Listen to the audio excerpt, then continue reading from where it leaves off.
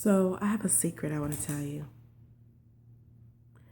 The best way to teach reading is to read with your kids. Start as young as when they're born and read books, read everything.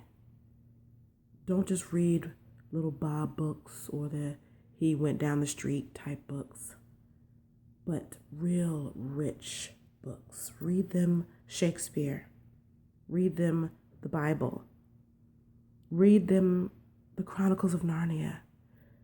They may seem like they don't understand at first, but the way the mind works is you have to constantly use it over and over and constantly stretch it like lifting weights. You start off with the lightest weight and then you keep adding on weights. And as you're adding on weights, your muscles get bigger and bigger. And that's the way the brain works. That's the way reading works. The more you challenge your children in reading, the broader their mind becomes to understand deep concepts at young ages, and the broader their mind gets to be able to sound out words that are long. I know this to be true. This is the only way I have taught reading in the last 10 years of my teaching career. I did not use the comprehension workbooks. I didn't have them fill in the blanks. Every day for an hour, my students and I would just sit together and read, not even at a desk.